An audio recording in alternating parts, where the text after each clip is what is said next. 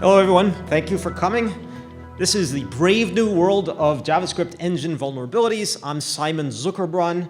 I'm technical lead at the Trend Micro Zero-Day Initiative. First, just a few words about who we are. The Zero-Day Initiative is the world's largest vendor-agnostic bug bounty program. Each year we purchase over 1,000 vulnerabilities from independent researchers worldwide. And these researchers who choose to disclose responsibly are paid for their hard work. Trend Micro Research uses the intelligence that we gain from these zero-day reports to defend our customers. And every vulnerability that we purchase is also reported promptly and free of charge to the vendor of the vulnerable product for resolution. A discussion of JavaScript security must begin with the web browser. From the outset, web browsers have been a major contributor to the attack surface of desktop and mobile devices. If you consider what typically runs on the end user's device, it's plain to see that the browser tends to dominate both in terms of complexity of the application and also in terms of the number of interactions that it has with external entities over the internet. On a typical day, a user will visit dozens of websites which will bring in additional resources from hundreds of secondary internet locations, and each one of those has access to many thousands of APIs and other features that the browser offers every time it processes remote content. Looking specifically at what parts of the browser attack surface have yielded the most vulnerabilities, from our vantage point at the Zero-Day Initiative, we have noticed a major shift take place. Prior to 2016, most vulnerabilities discovered were in the implementation of the various APIs that the browsers offer, and specifically the DOM APIs. And the DOM APIs are the methods that are implemented by the browser that web pages invoke in order to manipulate displayed HTML in an object-oriented fashion. In fact, when DOM API vulnerabilities were at their peak in 2014, the Zero-Day Initiative was purchasing approximately 40 DOM vulnerabilities in Internet Explorer per month. Since then, DOM API vulnerabilities have been in steep decline, and this is largely due to effective mitigations that have been put in place. So today, in late 2019, it is rare to see an exploitable DOM API bug discovered. From 2016 and on, however, there has been another less happy pattern as vulnerabilities began to emerge in an entirely different area of the code base of major browsers, and that is in the JavaScript engine. To be clear on this point, a JavaScript engine is the code that parses and executes the JavaScript language itself. The engine does not include the implementations of all of their various APIs that can be invoked through JavaScript. In recent years, the JavaScript engines of the major browsers have become a rich source of vulnerabilities. What is worse, vulnerabilities in JavaScript engines tend to be highly critical in impact. Contrast this with the DOM vulnerabilities of years past. A typical DOM vulnerability would give the attacker the ability to perform a very tightly constrained form of memory disclosure or memory corruption. For example, perhaps some DOM API could be tricked into writing a fixed value to a single memory location. To exploit such a bug, an attacker first needs to perform a large number of carefully choreographed operations to arrange allocations in memory in just the right way so that the memory corruption that's triggered by the vulnerability will affect some particular structure that the attacker can use to their advantage. In many cases, it was even necessary to combine two DOM vulnerabilities in a chain, one DOM vulnerability to disclose sensitive information from memory that was necessary for setting up the next stage of the attack, and then a second DOM vulnerability to actually do the memory corruption that results in remote code execution. In contrast, a JavaScript engine vulnerability is always catastrophic to process security. Exploiting a JavaScript vulnerability immediately gives an attacker everything they need to execute arbitrary code within the browser process, although modern process-wide mitigations can still throw us few speed bumps in the way. Now, it may seem somewhat surprising that JavaScript engines harbor large numbers of bugs. After all, JavaScript is only a language. It has a fairly modest library of standard objects. Unlike the DOM API, JavaScript by itself does not offer a sprawling menagerie of objects and methods. So why is it that the JavaScript engine is so hard to secure? Well, the fundamental answer is that JavaScript is a highly dynamic, loosely typed language. Also, for historical reasons, it has a lot of idiosyncrasies. And in the slides to come, I'm going to go into some detail about what that means. But the bottom line is that JavaScript is a language that does not lend itself well to high-performance execution. But as of today, JavaScript has become the language that powers the entire client-side portion of the web, plus a significant chunk of the server-side portion as well, plus many other things such as apps written using the Electron framework. So to meet the demands of all of these applications, high performance is a necessity. This means that the developers of JavaScript engines have had to expend enormous effort on the problem of performance. It's an enormous implementation challenge. I believe that there's a dynamic at work here that's known as a Red Queen's race, which is an interplay between stakeholders that results in a continually shifting goalpost. Originally, JavaScript was envisioned as a scripting language for performing lightweight operations within web pages. For example, the user clicks on a button, and the script displays warning messages for any required fields that haven't been filled in. Simple operations like that did not require any special effort to achieve good performance. Over time, web developers began to push the envelope on what JavaScript could deliver. And since the original JavaScript implementations were naive in regards to performance, that soon resulted in laggy web pages. In an effort to make their browsers highly responsive again, the browser providers started to soup up their JavaScript engines with more sophisticated code in order to help JavaScript run more quickly. But when web developers found that there was significantly improved JavaScript performance at their disposal, then they started to push the envelope even further, necessitating another round of performance improvements on the engine side and so forth. Also, not surprisingly, we've also seen a lively rivalry between the major players as they compete to offer the most responsive browser experience. So now let's start to drill down a bit into what makes it challenging to execute JavaScript with decent performance. Here's a little example.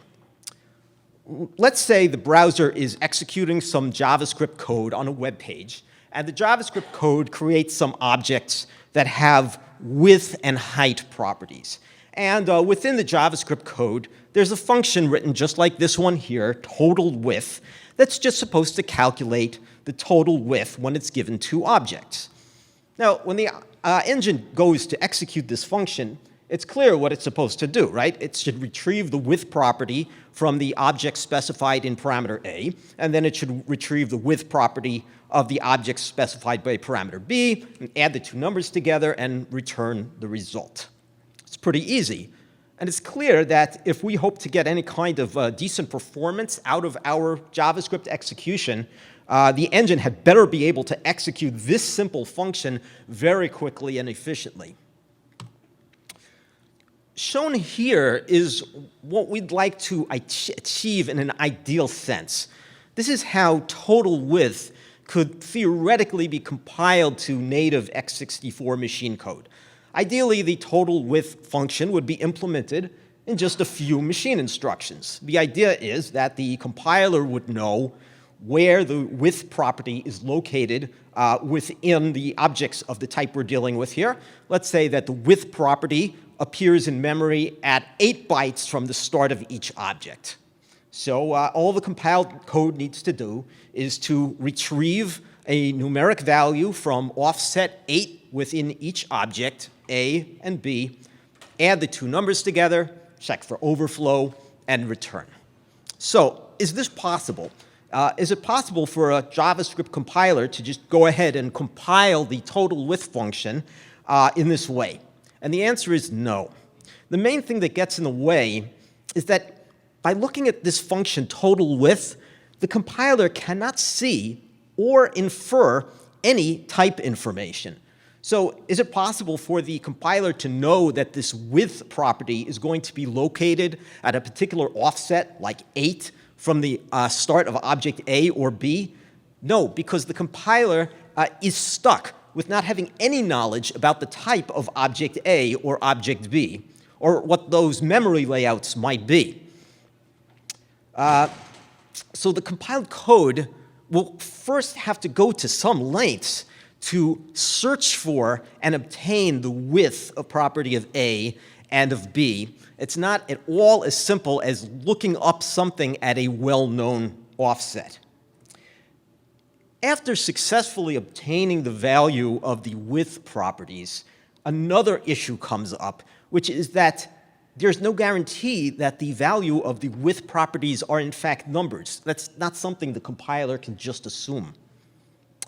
And if they're not both numbers, then plenty more logic is going to be needed in order to implement JavaScript's extremely complex rules for applying the plus operator to operands of various types. All of this trouble fundamentally stems from the loosely typed nature of JavaScript, which leaves any compiler with very few hard facts to work with. So the final answer is no. Total width can't be compiled in such a simple way.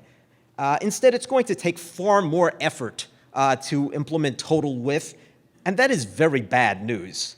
Because if we can't execute something as simple as total width in a small, efficient manner, then the engine is going to have a major problem getting decent performance when running any JavaScript programs of realistic complexity. So we are still left with this fundamental problem. How is it possible to execute JavaScript at high speed? An interpreter won't work because it's far too slow. But as we explored on the previous slide, a compiler is not going to solve our problems either, because the lack of type information will hamstring the compiler's ability to generate efficient code. There's also a second problem with using a compiler, which is that the compilation process itself takes a lot of CPU cycles, and that would make web pages load far too slowly. The solution used by all of the major engines is multi-stage execution. And here's how it works. When loading new JavaScript code to execute, the engine first starts by executing it within an interpreter. And this allows JavaScript execution to begin as promptly as possible, so web pages can load fast. The interpreter has a second job. While it's executing code, it collects runtime type information about the values found in variables. And this is known as profiling.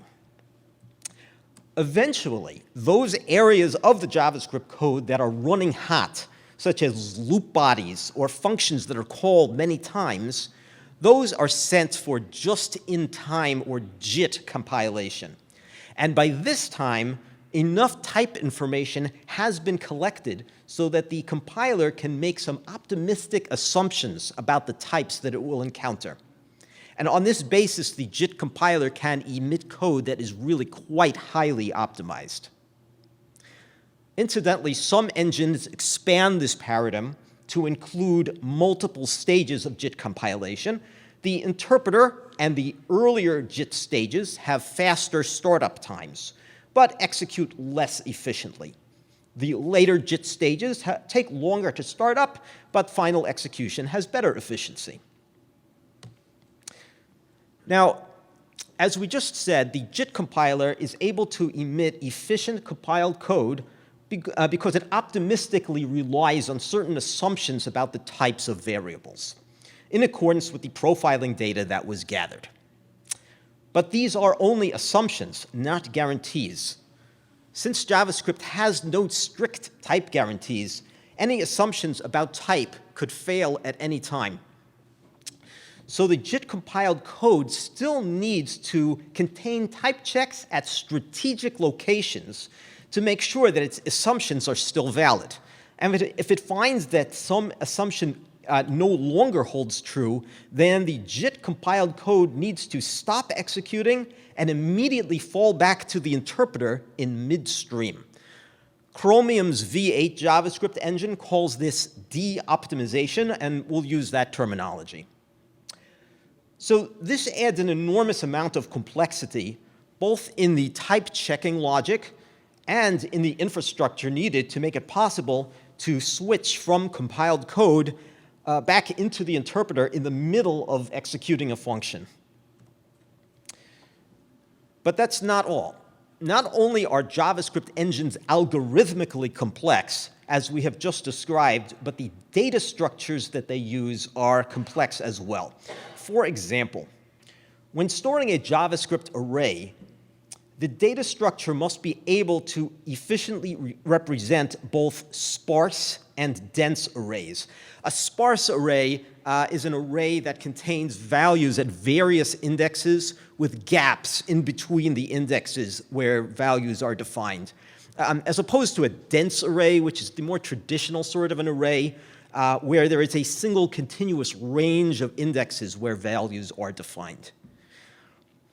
And if the array contains all integers or all floating point numerics, those are very important special cases that have to be optimized for. Furthermore, JavaScript allows arrays to define get and set methods on specific indexes, meaning that custom JavaScript methods will be invoked when those particular array indexes are accessed. And all JavaScript objects, including arrays, are allowed to have any combination of named and numeric indexed properties. Each of these combinations calls for certain optimizations in the way objects are laid out in memory. But what makes things really dangerous is that all of the above object characteristics can change at any time during execution. And this may require in-place modifications to the object's memory layout. Clearly, there's a lot of room for things to go wrong, very wrong. In fact, array operations are one of the very most perilous areas within JavaScript implementations. So here we're going to do a brief drill down into some of the specifics of how array elements are stored in memory. Please note that some of these details are specific to the way Microsoft's Chakra JavaScript engine operates, although the theory carries over in a pretty straightforward way to Google's V8 engine as well. If you create a JavaScript array containing only floating point values, that's an important special case. So the engine will represent it in memory as a native float array. This means that the JavaScript engine will allocate a continuous block of memory and pack it full of floating point array values, each stored in native form, by which we mean the natural and hence the most efficient form for the machine architecture that you're running on. Okay, so now let's say you take that array, and now you place a new value into the array that's not a numeric. Let's say it's a JavaScript object. Now the array can't be stored as a native float array anymore. So the engine will do an in-place conversion of the array into a general array type. General arrays allow for storage of elements that can be of any JavaScript type, which includes objects. The storage for each element in memory must be able to represent either a numeric or a pointer to a JavaScript object in memory. Now the float elements can't be stored so simply as before, because the data in memory backing each element must also contain some additional information indicating whether the value is supposed to be understood as a numeric or as a pointer to an object. This should all become much clearer with an example. Suppose we create an array, A, and into this array we put 2 floating point values and 2 JavaScript objects. Since this array does not contain exclusively numerics, the engine cannot store it simply as a block of floating point values in memory. Instead, each element in memory must be capable of representing either a numeric or a pointer to an object. And this is what we call a general array, as opposed to a native array. As you can see in the illustration, where there are indexes that point to JavaScript objects, as into the last 2 indexes there, then the storage for array A simply contains the pointers to those objects. But for the first 2 indexes, we need to store the floating point values 1.1 and 2.2 respectively. For these, the engine takes each floating point value to be stored and it encodes it in a special form that is clearly not valid to interpret as a pointer. And those are the invalid pointer values that you see in the first 2 elements. When reading values out of this array, the engine can reverse the process. After reading an item out of the array's memory, it will check whether the value is valid to interpret as a pointer. If so, it knows that the value is intended as a pointer to an object. If not, it knows that the value is an encoded numeric, and it will then reverse the encoding to reveal the original numeric value. We're going to need to refer to this detail later on, so please keep this point in mind. When reading data out of the memory of a general array, the engine tests the data to see whether or not it is a valid pointer. And it does this to figure out whether the data is supposed to be understood as a pointer to an object or as a numeric in encoded form.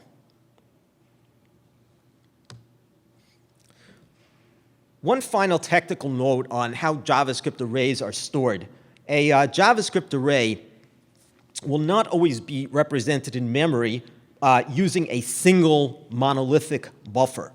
For the sake of efficient storage of highly sparse arrays, the engine also must support an alternative storage format. For this, V8 uses a hash table structure, but in Microsoft's Chakra JavaScript engine, an array can be split among several buffers, each representing a different range of indexes. Furthermore, the first buffer of the array might be stored inline, meaning that it appears in memory immediately following the array metadata together with it as a single allocation, again, for performance. And there are also metadata structures to help an array locate all of its buffers efficiently. The bottom line is, internal storage of JavaScript arrays is not a simple matter at all. And as I mentioned previously, all of these details of internal representations are subject to in-place conversion during script execution.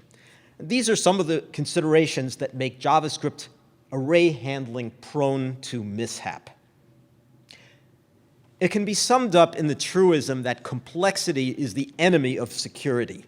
Everything we've discussed so far can be described as an incredible overhead of complexity, all introduced in order to fill the nearly impossibly tall order of boosting JavaScript performance to the levels demanded today. Finally, I'm going to round out my remarks on what makes JavaScript challenging to implement by pointing out that JavaScript has a ton of features that can interact in unexpected ways to create potentially hazardous conditions. I'm just going to quickly mention some of these: property getSet methods, prototype chains, custom coercion functions, species constructors, proxy objects, dynamic scopes created with eval or through iframes, the ability for script to redefine built-in functions. The list goes on for a while, and there are a lot of opportunities here for abuse.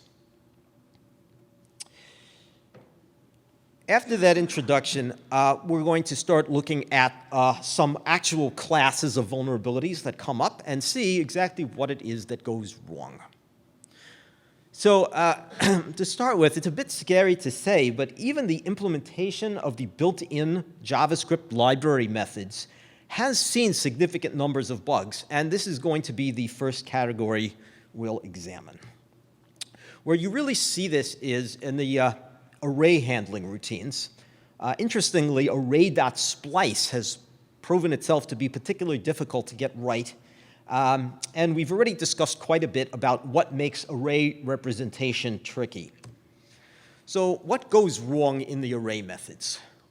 Often it's because an attacker can get script execution to happen in the middle of a library routine. And some ways of doing this include defining getSet methods that will execute when a particular index is accessed, or by defining a custom species constructor, or something else that will be called during the operation, like isConcat_spreadable. If an attacker can get script execution in the middle of a library routine, they might be able to use that to violate the assumptions of the routine in progress. And this might mean changing the array's size or type, or otherwise modifying some parts of the internal representation of the array that the library routine is assuming to be immutable during the operation. This bug here is a great example of a problem in array handling in the JavaScript, Chakra JavaScript runtime, and this one wound up being ultra critical. I love this one. If you take a look at the bottommost red rectangle there, ... is actually part of the source code. It's called the spread operator, and that turns array X into an argument list for function F. And when this line of code executes, the runtime will iterate over array X to read its elements and copy them into a stack-based buffer. But as you see at the top, the attacker has defined a get method for index 1. So when index 1 gets read, that script at the top runs, and when that runs, it changes the length of the array, making it either larger or smaller. By shrinking the array in mid-iteration, part of the stack-based buffer will get left uninitialized, which gives you an information leak. Or by enlarging the array, you can get a buffer overflow. In fact, it can overwrite a local pointer variable on the stack and yield a very nice write-what-where primitive. So with this one bug, you easily compromise the whole process. Where things get really interesting, though, is in the JIT compiler. Specifically, what's often found is that the JIT compiler emits code that fails to account for all possibilities. Recall that the JIT compiler writes high-performance code based on assumptions about the types of data that will be found in variables. The compiled code needs to perform type checks to validate those assumptions. Violation of an assumption may require fallback to the interpreter, known as de-optimization. If it performs too many type checks, then performance suffers, which defeats the purpose of the compilation. So the compiler contains a lot of logic around determining exactly when type checks are needed. And it's a tightrope. If the JIT compiler makes one subtle logic error and leaves out a necessary type check, it's typically catastrophic. And I'm oversimplifying a bit here when I speak about type checks. More generally, we should really speak of state checks, type being one specific example of state, and other forms of state include whether an array length has changed or if the array has changed in internal representation, such as from dense to sparse, or whether the in-memory representation of any object has been converted to a less optimized form. Array type checks are a frequent source of trouble.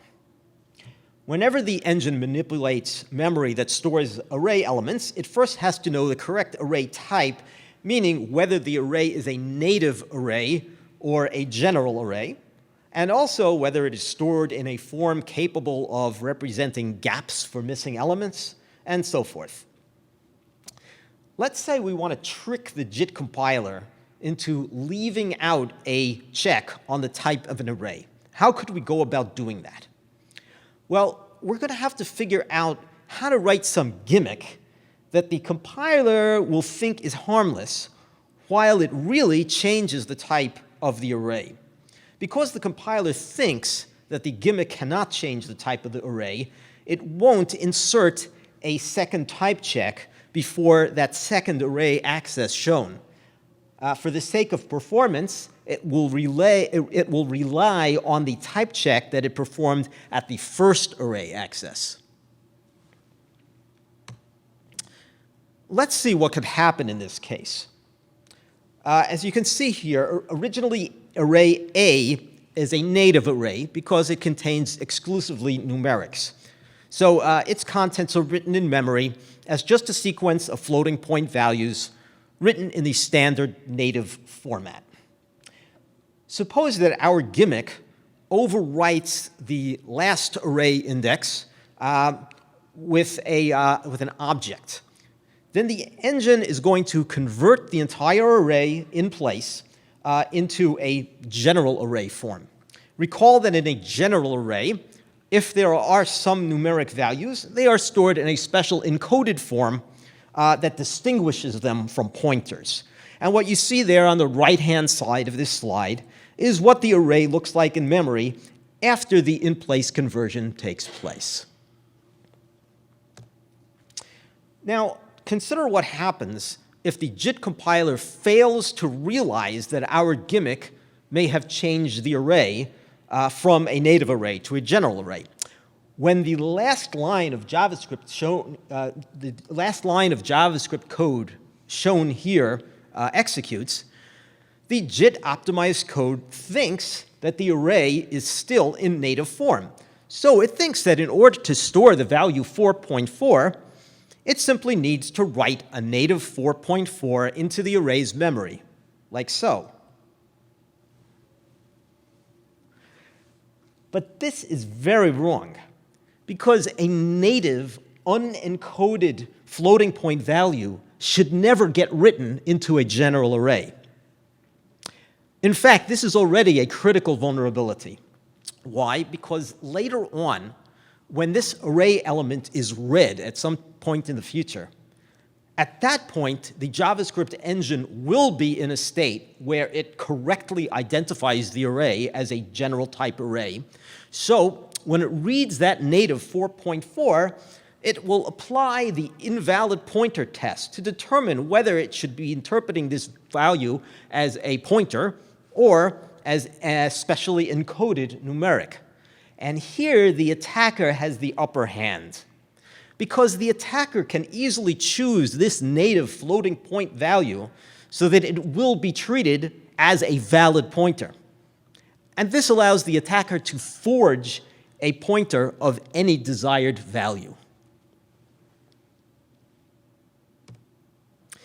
But it actually gets even worse. Consider this code here.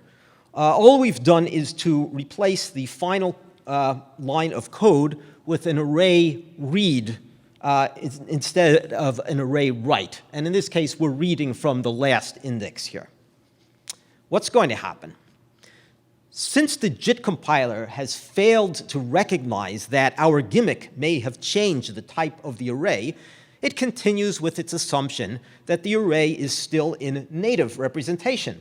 So it implements this final array access as a simple read of a native float from memory. But what's in memory there now? It's not a float, it's a pointer to a JavaScript object. And whatever the numerical value of that pointer is, it's going to get revealed to the attacker's JavaScript code in the form of a floating point number. And granted, this number is going to look rather garbled to the naked eye, but it only takes a few short lines of JavaScript to decode it and recover the exact 64-bit pointer value bit for bit. So we see that with one cunning gimmick, an attacker can both reveal arbitrary object pointers as well as forge arbitrary pointers to be injected into the JavaScript execution. And these two capabilities are sufficient to compromise the security of the entire process. So, what can we use for the gimmick? There have been lots of things that have worked. Here is one example. It's simplified slightly for clarity. The attacker defines an object, evilObj, which is a JavaScript proxy object having an enumerate trap. And that means that anytime that you enumerate over the properties of this object, evilObj, a custom script is going to run. And this custom script changes array A from a native float array to a general array by inserting a non-float value, namely an object. Then the gimmick is to run a for-in loop over evilObj. And as we have discussed, the JIT compiler fails to recognize that executing this gimmick, in this case, the empty for-in loop, can have an effect on array A. So it does not protect the final array access with a type check. Sometimes the gimmick can modify the array without actually having to achieve arbitrary script execution, like in the previous case where we had a custom method that would execute in the middle. Have a look at this gimmick, which was discovered by Loki Hart of Google Project Zero. Here the gimmick is to assign an object into an index of this. Now, there's a JavaScript feature called function.call that allows you to specify anything you want as the this parameter when calling a function. And the JIT compiler fails to take into account the possibility that this could be an alias to A. So when the code assigns into this sub2, it's actually causing an unexpected change to array A. This is a good example of one of JavaScript's many idiosyncratic features that can produce strange interactions that the JIT compiler then has to deal with properly. Here's an incomplete list of gimmicks that have worked. The first group shows coercion issues. In each example, in the first group, evil is an object that will be coerced to either a numeric or a string, which will then invoke the attacker-specified coercion script function, and that the JIT compiler was not foreseeing that to occur. And the second group shows various other techniques not related to coercion. As a part of new evil class, parentheses A, it's creating a new object of type evil class. And the trick is that if evil class is simultaneously a proxy, then it is possible to run script within the proxy's handler method. And this is a great example of how weird JavaScript can get, where you can have a class that's simultaneously a proxy. V equal evil.x, the JIT compiler was thinking that this was a simple property access, whereas in fact it was calling in a custom get prototype of method in one very special case where evil is an object that originates from a separate script context like an iframe. And finally, that bottom one there, math.max.apply, was found to cause unexpected script execution if the attacker name squats on the built-in math.max function. And in each case on this entire slide, when script execution happens, the attacker can use that as an opportunity to make an unexpected modification to array state. And sometimes you can find a gimmick that has the desired effect of modifying an array without going through the route of arbitrary script execution. We already saw one of these examples before. That's the top one. Here's a couple more examples. Very interesting. Setting any object's proto-property to an array instance will automatically convert that array to a general array in Chakra, but the JIT compiler was not accounting for that possibility. Finally, if you prepared a special array, evil R, that had a target array in its prototype chain, then calling evil R.reverse was affecting the target array. And again, the Chakra JIT compiler did not account for that possibility. There's a lot more examples. These are just to provide a window on how difficult it is for the JIT compiler to implement correct logic. In this final section, we're going to examine one more class of JIT compiler vulnerabilities having to do with errors in a component known as the typer. The typer is one major component of Chromium's V8 JavaScript engine. It's responsible for deducing known facts about the types found within variables. And it also deals with partially known information. For example, if it can be deduced that a variable must contain one of several known types, such as if it may be known that it definitely contains an array, but it is not known which type of array in particular. When it comes to integers, the typer takes on an additional responsibility. It also tracks what may be known about the range in which the integer can fall. For example, it may be known that the integer must be within the range from 1 to 100. As the data then flows through arithmetic operations, the typer does what it can to propagate deductions about the possible range of resulting values. The code shown here provides an example of why it is useful for the typer to be able to track the range of integers. This is a loop that iterates over an array, and in a naive implementation, before each array access, it would have to perform a bounds check. But the typer can help a great deal in this case because it can propagate deductions about the variable I, and it can establish that I will always be an integer and that it will always be within the proper range. And capitalizing on this, the JIT compiler can remove all bounds checks shown here, significantly enhancing performance of the loop. From a security perspective, though, this places a heavy responsibility on the typer to get all of its deductions exactly right, because any error could result in the erroneous removal of a bounds check in a case where the check really needs to be performed. Let's take an example of how faulty output from a typer could impact security. In the red rectangle that you see here, the JavaScript code is making a strict comparison between an integer and a string.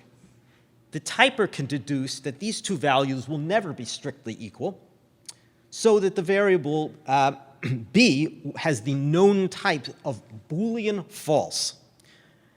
In the next line, variable b is being used in an arithmetic multiplication. And according to the rules of the JavaScript language, a Boolean value used in this way will be coerced into either a 0 or a 1. 0 for false, 1 for true.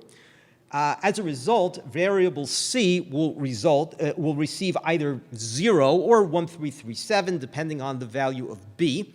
This is a technique that can be used to amplify any error in b. But in our case here, the typer correctly determines that b will always be false, so it deduces that c will always be 0, And on this basis, the JIT compiler will omit the bounds check before the array access on the last line. In this case, all goes well. To produce a failure scenario, we'll need to replace what's in the red rectangle with some other expression, one where the typer draws an incorrect conclusion about whether it will evaluate to true or false. An example of this came in November 2018 with the exp_m1 bug found by Tsuro of Google Project Zero.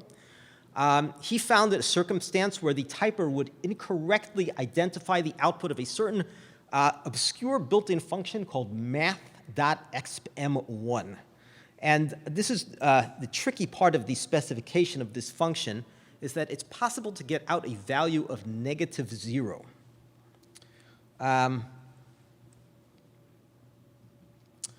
And this happens when you pass in a value of -0.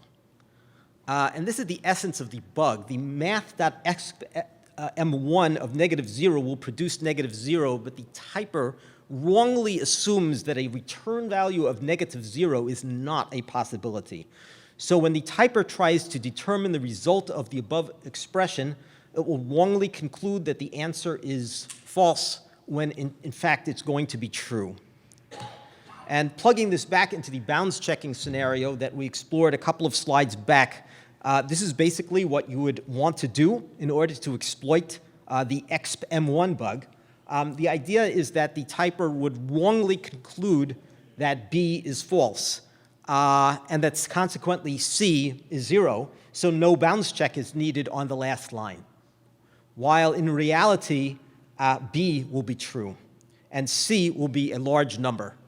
And then according to the large number according to the amplification factor, and then the attacker can read or write outside the bounds of this array. I see I have a red light. I was going to go into a bit more about the exploitation of this. Just another couple of minutes. Is it good? Okay, great. In practice, if you were to try this, it will not work. By which I mean that even at the time the bug was originally found, and the typer was still exhibiting the incorrect behavior and was not yet patched, this method of exploitation still did not quite work. And for this reason, Google originally believed that this bug was not exploitable, and they assigned it a lower priority. And the essential difficulty in exploiting this was that the incorrect typer result, which indicated that exp_m1 could never return -0, was also being used elsewhere in the JIT compiler to inform how values needed to be converted when passing parameters into object.is. And what was happening because of that is that the -0 value was being silently replaced with +0 before object.is ever got to see it.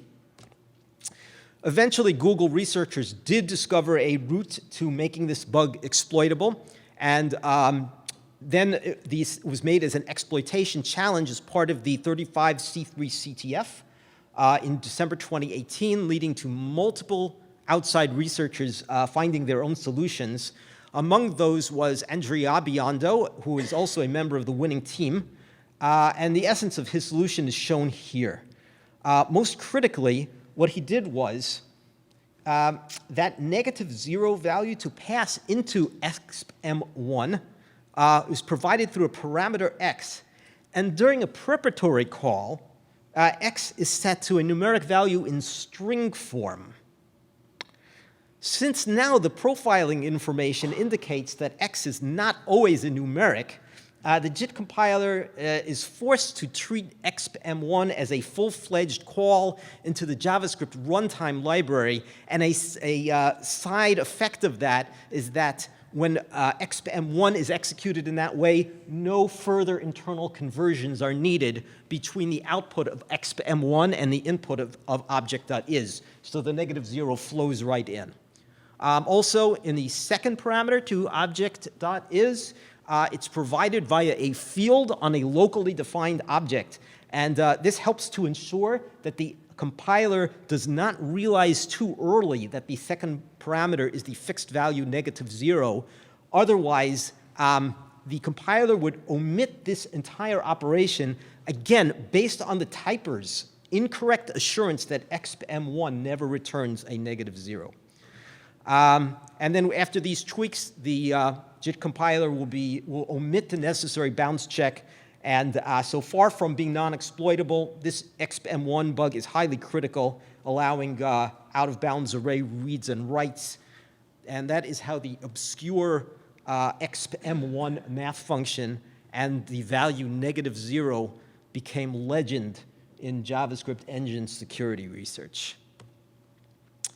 We're a little late on time, so I'm just going to skip the summary. Thank you so much.